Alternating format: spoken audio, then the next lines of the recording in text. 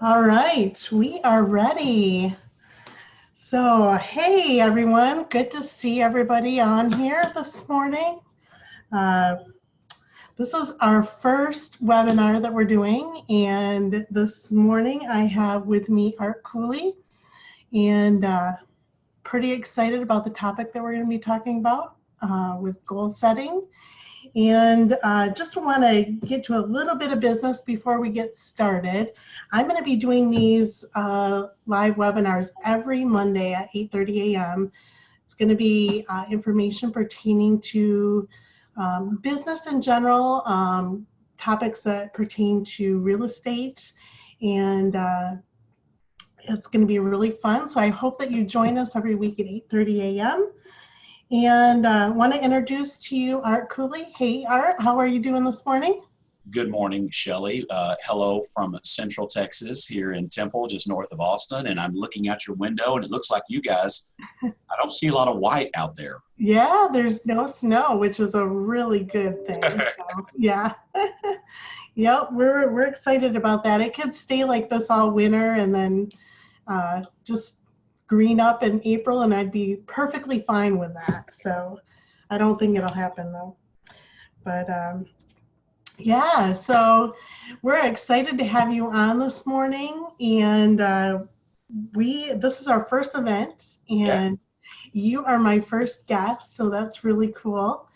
Just want to let everybody know kind of how I met Art. We were at a franchising conference in Atlanta, I believe. We were in Atlanta, that's right. Yes, and that was over a year ago.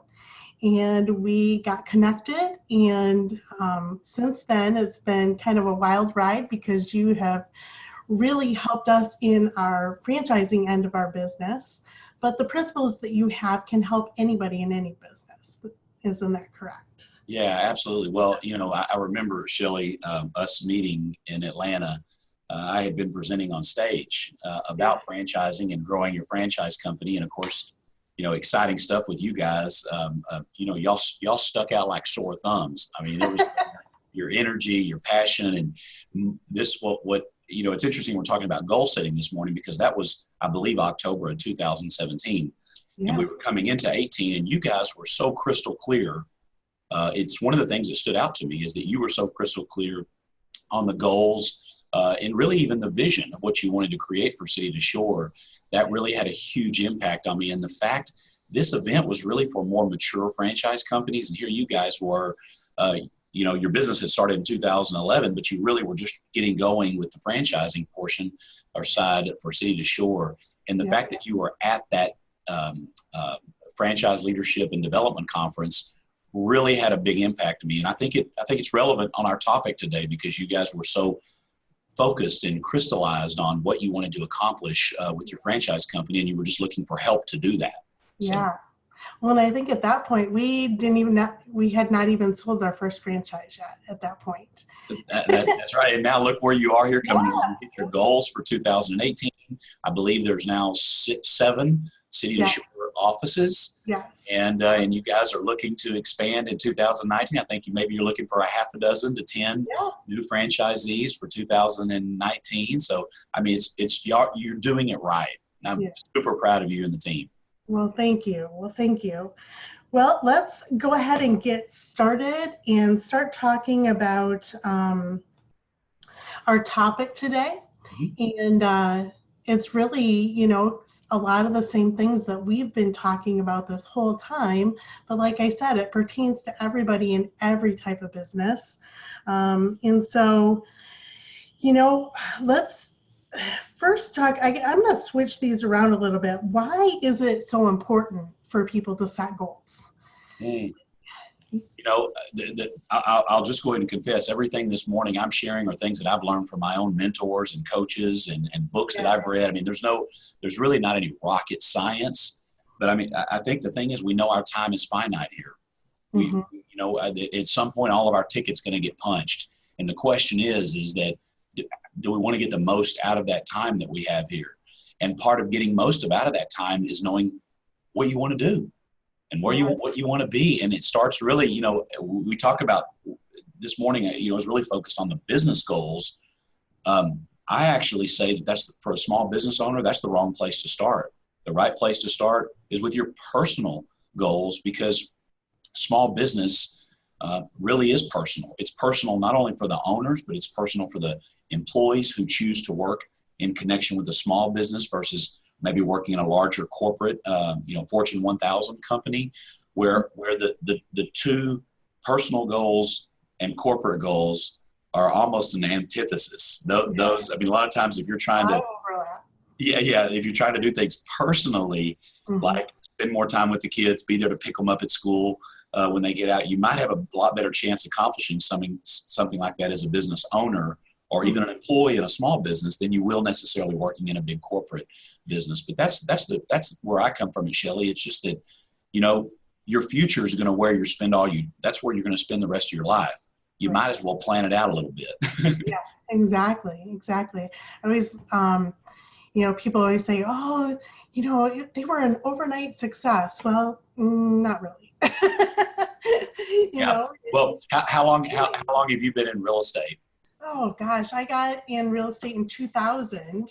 Yeah. And Steve joined me in 2004, and we opened up City to Shore in 2011. So, it doesn't happen overnight. Yeah, well, I mean, it's I don't know if it was Napoleon Hill or Og Mandino. I mean, probably thousands of people have made some reference to the fact that overnight success usually takes about 20 to 30 years. That's right. So, and I don't feel like I'm there yet at all. So, so knowing now why it's so important, let's talk about the 3 most important things to do when you're writing out your goals. Yeah. Well, first thing, we've already talked a little bit. The first step, this is how I do it. And I, just a little bit background here, if I could set it up. I keep a 8.5 by 11 page of my annual goals. And so it's more than annual, because there's some goals in there that are 10 years out, 20 years out. But I have a 1 page. It's just a Word doc with bullet points and different categories like, mental health, and keeping my mind sharp, career, financial, recreational, spiritual, the different community service. I've got these different headers, and under each one, there may be 3 or 4 or a half a dozen. In some cases, it might even be 10 bullet points that are specific things. Like, one of the things I have on the, on the personal front this year is to plant a tree in our front yard where there used to be a tree many years ago. And that's a Q1 goal for me. And it's on there, so Q1, I want to get that tree planted. And I've just found when I write it down and it's on there, I have a lot better chance. I still don't bat 1,000, but I have a lot better chance to get them done when they're on there. But that first step really is starting with the personal side. And that's stepping back into your life to say, and get out there. What is it that I'm wanting my life to look like 10 and 20 years out? And those are things that you can write down. You can have a little workshop with yourself, just saying, what kind of home does that look like? What do I want for my family? What type of travel am I looking for? What kind of money do I want to have in the bank? What kind of, do I want to be retired or semi-retired, having money show up in the mailbox through dividends and investments or rental properties or whatever that looks like? What difference do I want to make in the community? And answering those kind of questions, the further out you go, the more tied in what happens in 2019 will be to that ultimate direction, for your life. So that's the first thing. So 20-year notes, 10-year notes, 5-year notes, 3-year notes, working back into 2019 and saying, gosh, well, then if I'm wanting that picture 3, 5, 10, and 20 years out from now, then what's important to me personally to have happen in 2019? That's number 1. Number 2, excuse me. Number 2 is identifying the gaps between where you are on the road, where you currently are with the current state, which is where you are today, and the desired state. Desired state is where I want to be. Again, I'm still personal. I haven't even gotten to the business yet. Yeah. But I'm thinking about that desired state in my life for, 3 years, 5 years, 10 years, 20 years. And I'm starting to identify, am I on track or am I off track? And that's the step two, is really just trying to identify the gaps there. And an example of that may be something as simple as time with the family, and maybe 2019 having a family vacation that might be a little bigger and a little more time and a little longer. Well, when we get to business goals, we may decide that, to be able to do that, I've got to get the time off. Yeah. I've got to have the money to do that. So there may be a goal in there that's involving staff and responsibilities. There may be a goal in there that involves sales and profits to be able to pay for that vacation. So that's number two, is identifying the gaps right. currently are where you want to be. And the third one, and this is really now where the small business comes into play, whether you're an independent real estate agent or you're a broker running an office with 50 agents, then the third part is what needs to change. And this is really the question. I even kind of wrote this down. I want to make sure. What needs to change in the next 12 months in my business to reach those personal dreams and goals? Mm-hmm.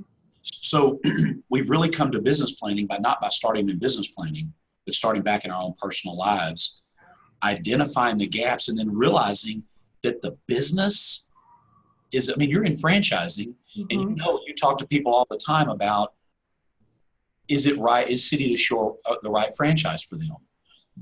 The truth is, the only way you can answer that question is understanding what they want to accomplish in their life. And then City to Shore either is or is not going to be a vehicle that gives them a better chance to reach that destination. And I think we get that backwards. I know I've gotten it backwards way too many times over the years in confusing starting with the business instead of starting with art, and starting with my family, and starting with what's important to me personally. So those are the three. Yeah, those are awesome. What great advice. I don't think people realize when they're first getting into business how much your personal life and your business life really overlap with each other. And that's such great advice to start with your personal goals and dreams and visions before you even get started in what your business goals are. So, you bet, Shelley. Small business ownership is tough, and I think it's one of those things that we forget to include the spouse, the family. Right. There's it's some of the statistics with relationships and divorce rates and things like that aren't all that pretty over in small business ownership. So it can be a challenge if you're not starting on that personal front and including the people that you care the most about. Right. Yeah. And work-life balance is so important because if you get that wrong, it is so easy for work to take over and then ruin your life, because none of us wants that. We get into business to have a better life, not to ruin it. And so starting with the personal is it's paramount. It's something that you need to do. So, yeah, that's awesome. Awesome. I'm going to just take a little bit of a break here. If you're just joining us on the webinar, just want to say that I'm going to be doing this webinar every Wednesday at 8:30 a.m. So we'd love to have you join us every week. I'm going to be having all different topics about business and, real estate topics. I'll be having a different guest each week. If there's a topic that you want to specifically hear about, hey, let me know. Drop me a message. Write it in the comments on the chat here, and I will take note of that. But it's going to be, I'm sorry, somebody said I said every Wednesday, but it's every Monday. You're correct. You were just testing them, Shelley. You were just testing I know. The audience is listening and participating. They are. That's good. That's good. Every Monday morning at 8:30 a.m. So, and then the other thing I want to let people know about is we're going to be doing 6 live events this year at City to Shore. And our first live event is going to be Wednesday, February 27th at 9:30 a.m. And it's going to be at the Pinnacle Center in Hudsonville. We're going to be posting that event through Eventbrite. And once we post this video live on social media, we'll be providing the link to the Eventbrite. So you can go in and check that out. We'd love to have you come to one of our live events this year. So Yeah, great. So let me get back to where we were. Um, you know, how important is accountability in goal setting?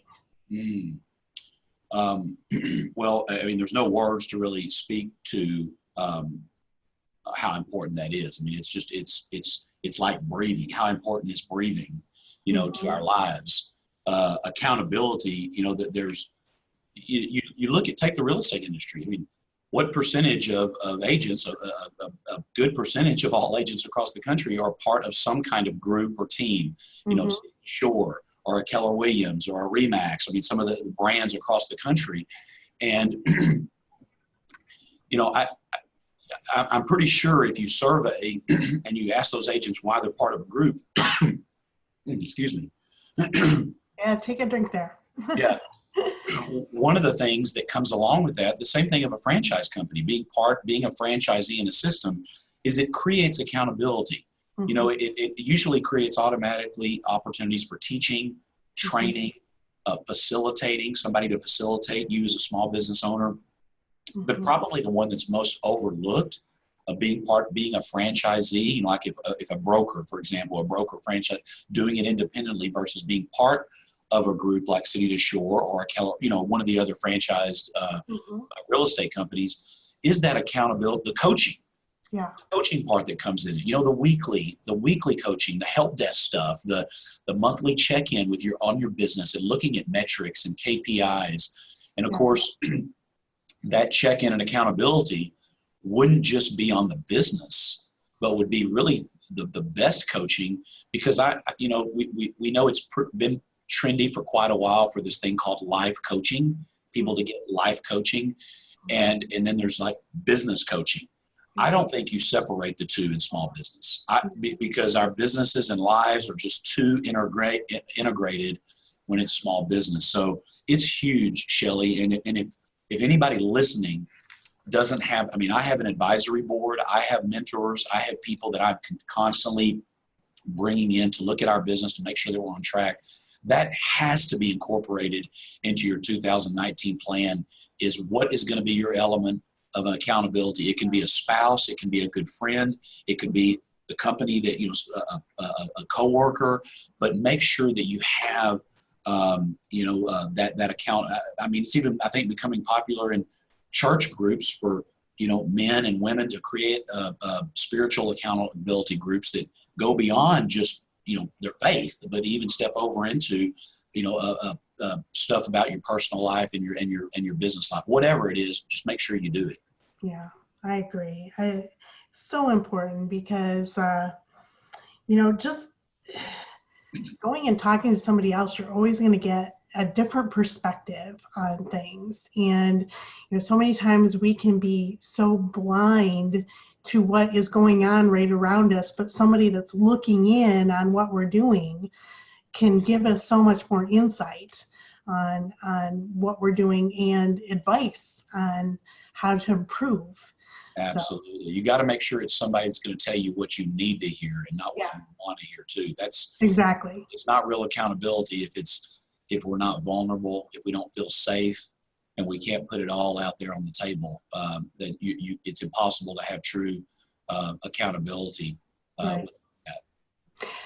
And so on the flip side of that, I think that people, if you're going to commit to having some accountability, you personally have to be coachable as well.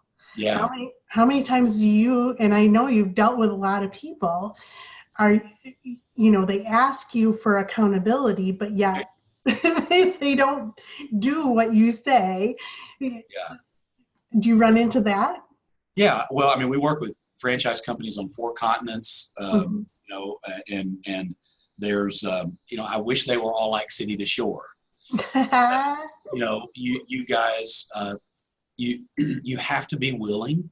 You have to be open to because, nobody's making you do anything, right? I mean, this is like you're volunteering to come to the table and say, let me share my goals. And I'm asking you to kick me in the rear and even punch me in the gut when I'm off track and this and that. And you go, really? Do you really want me to do that? Oh yeah, I really want you to do that. And then the first time you do it, like, hey, I didn't like that. Or, or you have the sessions and you map out the next 2 or 3 action items over the next week or the next month or whatever time period. And you come back and none of them were done or really started or moving toward. And what that really says to me is that it's easy for us to talk about what we want to do. Mm-hmm. It's how big is the fire really in the belly of really accomplishing that. And sometimes that's the conversation. Look, if you're setting these goals and you're asking for somebody to hold you accountable to them, and you're not doing, and there's a difference between not hitting the goal and not really moving towards it. There is a difference. I mean, you can be open, working with your accountability partner, and you still may miss the goal. That's a different conversation. But we're talking about someone that has really just set goals and not showing up that they're really serious about going after them. Mm-hmm. Well, technically, you're wasting your time, and that's not even fair to your accountability partner or your coach, whether they're paid or not. Right. That's people are doing it because they want to make a difference and want to help you. Yeah, that's so true. Where do you see people? Where do they generally get stuck in goal setting? Well, the start is, if I had to go back to the root cause, mm-hmm. I would say the root cause would be that they didn't really map out what they wanted personally. Mm-hmm. And their goals are not written down with deadlines on them, and they're not measurable.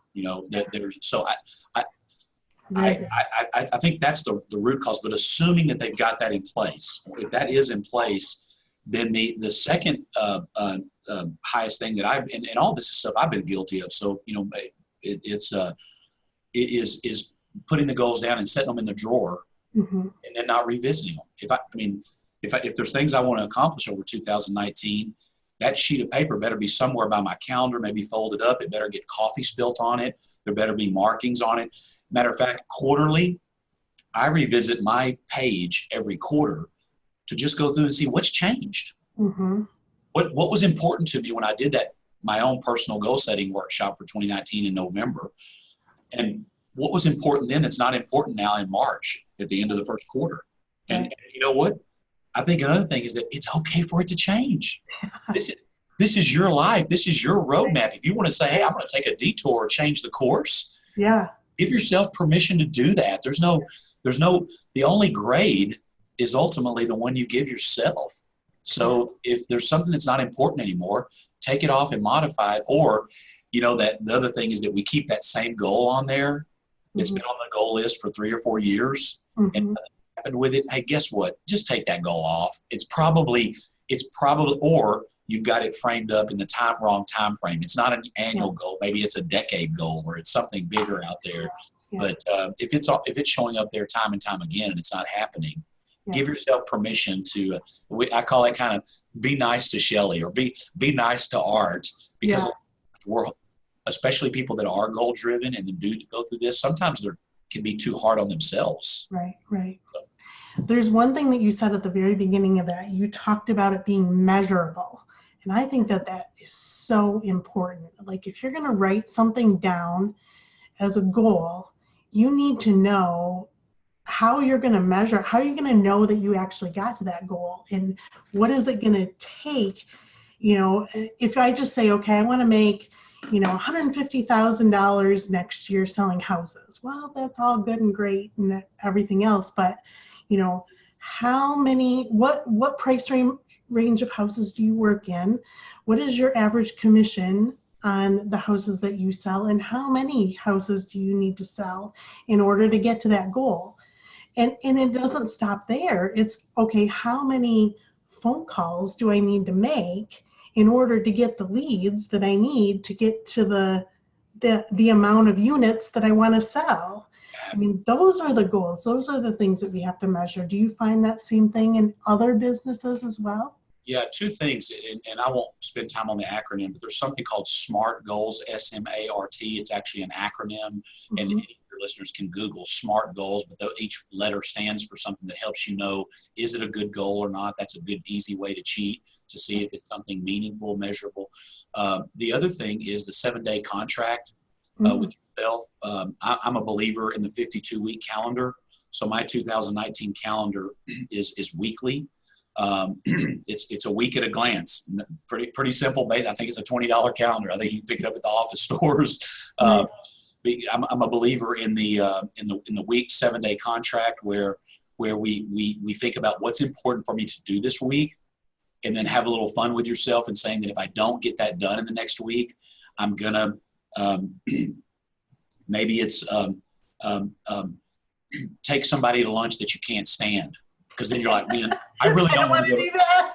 Yeah, that's right. No matter what, I'm going to get this done in this week because I really don't want to go to lunch with that person. So and if you don't do it, you got to take, now I'm not saying to be mean to that person. That person may not know it, but it's or it's some book that you really don't want to read, that you're like going to read a chapter out of. We've had some fun with it in politics, where we take the person and say, what's a politician that you can't stand? Oh, I can't stand such and such. Okay, if you don't get this done in the next 7 days, how important is this? Oh, it's important. I got to get it done. Okay, if you don't get it done, you got to send $100 to that politician's campaign. Oh, that would be bad. No way am I going to do that. You go, okay, well, you got to get. So it's but you getting off track is breaking it down. We recently did this right when we walked through 2019 for franchise recruitment for City to Shore. When we're saying, okay, if we're looking for a minimum of 6 new franchisees in 2019, what does the activity need to look like? You can't just think 2019. I mean, that's measurable. That's a good one. But you got to break it down and say, what do I need to do today and this week that has to happen? What behaviors and has to show up this week to give me the best chance to have that outcome for the quarter or for the 6 months that equals winning the 2019 goal? Yeah, that's awesome. I can't believe how fast this half hour went. Well, I mean, Shelley, it's just when two spectacular people get together on Monday morning. I mean, yeah. Oh, this was awesome, Art. I just really enjoyed having you on as my guest today. And I want to just thank everybody that joined us this morning. Again, I'm going to be doing this every Wednesday, or not Wednesday, I said it again. Isn't that crazy? Every Monday morning at 8:30. And we're going to be doing 6 live events this year. We'd love to have you join us for that. We will be putting the link to the Eventbrite site in when we posted this on social media. So please join us every week and come to one of our live events this year. And thank you so much, Art. That was just awesome. Oh, Shelley, I think so much of you and Steve and your team up there. You guys have something that, there's, powerful things come in small packages like nitroglycerin. And you guys, y'all have got a little mini explosion going up there with City to Shore. I'm proud to be part of it and excited about your own growth of your company. But thank you so much for having me. I always enjoy connecting with you and Steve, and look forward to talking to you on our coaching call this week. Yes. Yep. Perfect. Thank you so much. Thanks everybody for joining, and we'll see you next week.